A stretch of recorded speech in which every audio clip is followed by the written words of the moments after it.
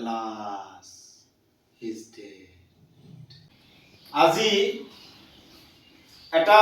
বিশেষ গুৰুত্বপূৰ্ণ মৰমৰ ছাত্ৰ ছাত্ৰীসকলৰ কাৰণে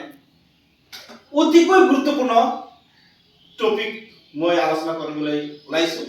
এই টপিকটো হ'ল ছাত্ৰ ছাত্ৰী অতিকৈ গুৰুত্বপূৰ্ণ বিষয় যে স্মৰণ শক্তি কেনেকৈ বৃদ্ধি হয় আৰু মগজুৰ ক্ষমতা কেনেকৈ বাঢ়ে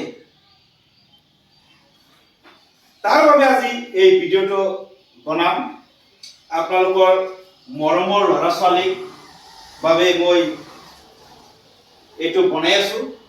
আৰু আপোনালোকৰ মৰমৰ ল'ৰা ছোৱালীৰ লগত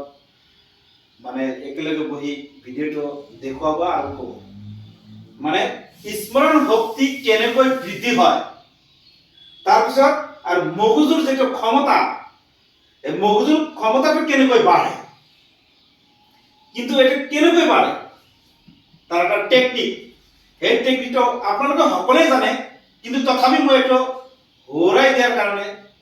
বস্তুটো আমি বনাই আছো, জাষ্ট ৰিমেম্বাৰিং ইট। ওকে, তো এইটো কেনেকৈ বাঢ়ে, যিকোনো কবিতা মুখস্থ কৰি আবৃত্তি কৰিলে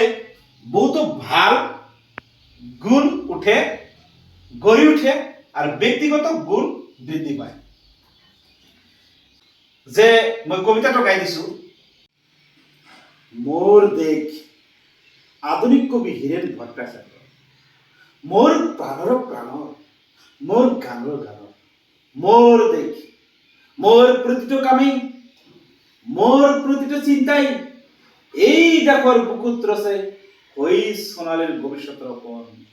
মোৰ জীৱনৰ আহে আহে, মোৰ যৌৱনৰ কহে কহে, সেই সপোনৰ কলৰৱ দেখে দেখে দেশ আছে। এনে বহু দেশৰ অৰঙে দৰঙে মই ঘূৰিছো, বহু বন্ধুৰ হঠাতে হাত ধৰি ফুৰিছো, কেতিয়াবা সাগৰ পাৰত, কেতিয়াবা খেজুৰ তলত, নতুবা পাহাৰ তলিত খন্তেক জিৰাইছো, আকৌ আৰম্ভ কৰিছো নতুন যাত্ৰা, এই কবিতাটো মই আবৃত্তি কৰিলো। এই কবিতাটোৰ আবৃত্তি ক'ত কেনেকৈ থামিব লাগে, কেনেকৈ ষ্টপ কৰিব লাগে, সেইখিনি কথা মই আপোনালোকক জনাইছো। যেনেকুৱা আৰু কবিতা এইটো এটা স্মৃতি শক্তিৰ যে বঢ়োৱাৰ এটা টেকনিক, যে স্মৰণ শক্তি বৃদ্ধি নিয়মীয়াকৈ মুখস্থ কৰিলে মগজুৰ ক্ষমতা বাঢ়ে। এই কবিতাবিলাক নিয়মীয়াকৈ মুখস্থ কৰিব লাগিব। আত্মবিশ্বাস বৃদ্ধি, মানুহৰ আগত কবিতা ক'ব পাৰিলে ভয় কম হয়। তাৰপিছত উচ্চাৰণ আৰু ভাষা দক্ষতা উন্নত হয়, স্পষ্টকৈ ক'বলৈ শিকি যাওঁ। তাৰপিছত মনোযোগ বৃদ্ধি হয়, লাইন ভুল নকৰিবলৈ একাগ্ৰতা লাগে, ভাৱ প্ৰকাশৰ ক্ষমতা বাঢ়ে, ভাৱ যিটো প্ৰকাশ কৰিবলৈ হয় সেইটোৰ কি বাঢ়ে, ক্ষমতা বাঢ়ে, অনুভূতি ফিলিংছ কথা ক'বলৈ শিকা যায়। শিক্ষাৰ ক্ষেত্ৰত কি কি উপকাৰ আছে সেইটো চাওক। ভাষা জ্ঞান উন্নত হয়, নতুন শব্দ আৰু বাক্য গঠন শিকা যায়, পাঠত সুবিধা হয়, অন্য বিষয় সহজে মুখস্থ কৰিব পৰা যায়। সাহিত্যৰ প্ৰতি আগ্ৰহ বৃদ্ধি, কবিতা গল্প আদিৰ প্ৰতি ভাল পোৱা জন্মে। সামাজিক আৰু ব্যক্তিত্ব গঠন,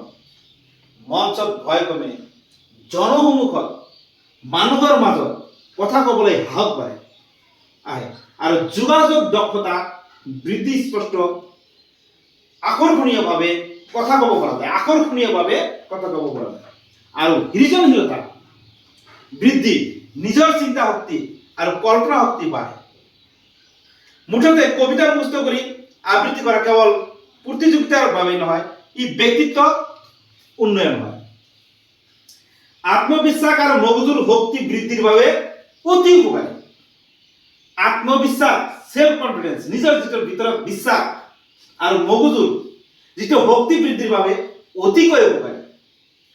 কবিতা আবৃত্তি মানে কেৱল পঢ়া নহয় ভাৱ থমা স্বৰ গতি সকলো ঠিক হ'ব লাগিব প্ৰথমে কবিতাটো বুজিব লাগিব কবিতাৰ অৰ্থ বুজি লওক প্ৰতিটো শব্দৰ অৰ্থ জানিব লাগিব জানি নিজৰ ভাষাত বুজিব লাগিব কোন ঠাইত দুখ আনন্দ ৰাগ আৰু অনুপ্ৰেৰণা আছে চিহ্নিত কৰক থমা পুষ ক'ত থব লাগে ক'ত ৰাখিব লাগে চিহ্ন অনুসাৰে থমা ৰব লাগে এতিয়া কমা ইয়াতে দিয়া আছে নম্বৰ 1 কমা অলপ থমা 1 সেকেন্ড কমাৰ কাৰণে কিমান সেকেন্ড 1 সেকেন্ড থামিব লাগিব উদাহৰণ হিচাপে মই সপোন দেখো নতুন আশা লৈ এই সপোন দেখো তাত কমা আছে অলপ থামিছে 1 সেকেন্ড নতুন আশা লৈ ইয়াত দাঁড়ি আছে অলপ বেছিকৈ থামিব তাৰপিছত 2 নম্বৰ আছে পূৰ্ণ বিৰাম ফুল স্টপ দাঁড়ি যেটো দাঁড়ি দিলে এটো ডাঙৰকৈ থমা মানে অলপ বেছি থামিব লাগিব 2 সেকেন্ড মানে ৰবা চিন্তা শেষ হোৱা বুজা কথাটো চিন্তা যে কৰিছে এটো শেষ হোৱা বুজা একটু বেছিকৈ থামিব লাগিব 2 সেকেন্ড সেমিকলনৰ তাত কমা আৰু পূৰ্ণ বিৰামৰ মাজত অলপ ডাঙৰ থমা সেমিকলনটো যে আছে কমা আৰু পূৰ্ণ বিৰামৰ মাজত অলপ ডাঙৰকৈ অলপ বেছি থামিব লাগিব 4 সেকেন্ড যদি সেমিকলন থাকে তাৰপিছত কলন ডাঙৰ থমা কলনটো আৰু অলপ বেছি থামিব লাগিব কলনটো যে আছে আগলৈ কিবা গুৰুত্বপূৰ্ণ কথা আইছে আগলৈ মানে সন্মুখত এটা লাইনৰ পিছত আৰু এটা গুৰুত্বপূৰ্ণ কথা থাকে সেন্টেন্সৰ মাজত বাক্যৰ মাজত অলপ থমি জোৰ দি ক'ব লাগিব কলনৰ মাজত জোৰ দি ক'ব লাগিব আৰু বিস্ময় এক্সক্লেমেশন 8 নম্বৰ 5 এক্সক্লেমেশন যেতিয়া দুখ হয় দুখৰ অভিনয় কৰিব লাগিব যেতিয়া আনন্দ হয় আনন্দৰ অভিনয় কৰিব লাগিব তেনেকুৱা যেনেকুৱা বিস্ময় বোধক চিহ্নৰ যেটো আছে জোৰে অনুভূতিৰে ক'ব লাগে আশ্চৰ্য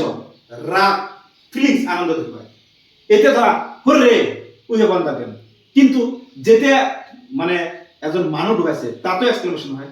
তেতিয়া ক'ব লাগিব এলাস হি ইজ ডেড এনেকৈ তাৰপিছত প্ৰশ্নবোধক চিহ্ন প্ৰশ্নৰ দৰে হৰ ওপৰলৈ উঠিব লাগে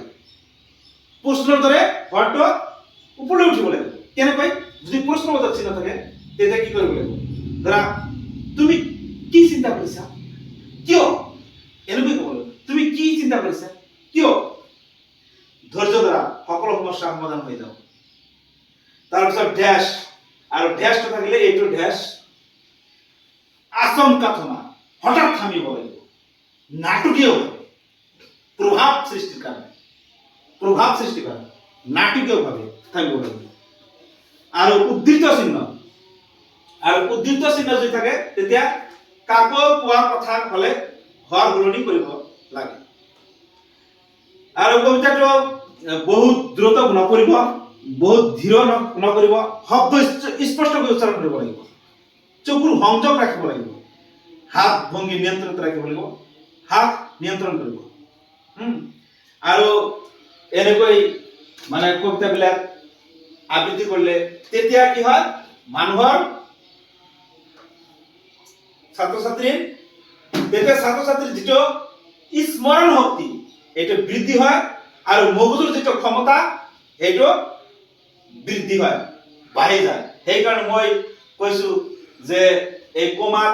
1 সেকেন্ড থামিব পূৰ্ণ বিৰামত 2 সেকেন্ড আৰু সেমিকলনত কমাৰ বিৰামৰ মাজত যে অলপ বেছি থামিব 4 সেকেন্ড আৰু এইটো ডাঙৰ কমা অলপ বেছিকৈ থামিব লাগিব আৰু এক্সক্লেমেশন আশ্চৰ্যমূলক হ'ব লাগিব যেতিয়া মানে যেতিয়া মানুহ এজন মৰে তেতিয়া যেনেকৈ ক'ব লাগে এলাস হি ইজ ডেড আৰু যেতিয়া তুমি খেলত জিকিছা হৰে উই হ্যাভ ওয়ান দ্য গেম পুৰা আনন্দ আৰু প্ৰশ্নবোধক মই কৈ দিছো আগতে কৈছো যিকোনো ড্যাশত নাটকীয় বিভাগ থামিব লাগিব আৰু ঊৰ্ধ্ব কুমাৰ যেটো আছে ঊৰ্ধ্ব কুমাৰ এইটো কাকো কোৱা কথা হ'লে স্বৰ সলনি কৰি কৰিব লাগে, স্বৰটো অলপ মানে ধ্বনিটো অলপ সলনি কৰিব লাগে এইখিনি। তো কথাটো হ'ল এই আমাৰ যিটো ছাত্ৰ ছাত্ৰীৰ স্মৰণ শক্তি কেনেকৈ বৃদ্ধি হয় এইটো হ'ল প্ৰচেছ। কবিতা আবৃত্তি কৰিব লাগিব, কবিতা গাব লাগিব, কবিতা ৰিচাইট কৰিব লাগিব আৰু সদায় মাজে মাজে কবিতাবিলাক ৰিলাইজ কৰি থাকিব লাগিব। তেতিয়াহে নতুন নতুন কবিতা, নতুন নতুন অনুভৱ, নতুন নতুন অনুভূতি এনেকৈ গালে স্মৃতি শক্তি বাঢ়িব আৰু মগজুৰ যিটো ক্ষমতা আছে সেইটো বাঢ়িব। তো মই এইখিনিতে মই শেষ কৰিছোঁ। আপোনালোকে এই ভিডিঅ'টো চাব আৰু আপোনালোকৰ মৰমৰ ল'ৰা ছোৱালীক এই কবিতাটো মানে কবিতাৰ নিয়মবিলাক কেনেকৈ গাব লাগে মই নিয়মবিলাক কৈ দিছোঁ, এইবিলাক দেখাব আৰু নিজে অনুভৱ কৰিব। এনেকৈ কৰিলে মানে ল'ৰা ছোৱালীৰ পঢ়াৰ আগ্ৰহতা বাঢ়িব আৰু ল'ৰাৰ স্মাৰ্ট টেলেণ্টছ বাঢ়িব, টেলেণ্ট হ'ব। সেয়ে মই এইখিনি আজিৰ কাৰণে মই এইখিনি শেষ কৰিলোঁ। আবাৰ নেক্সট আপোনালোকে এনেকুৱা ভাল ভিডিঅ' বা এনেকুৱা নতুন নতুন বস্তু চাবলৈ, টপিক চাবলৈ আপোনালোকে ফ'ল' কৰিব আৰু লাইক কমেণ্ট কৰি শ্বেয়াৰ কৰি আমাক উৎসাহিত কৰিব বুলি মই আশা ৰাখিছোঁ। ধন্যবাদ।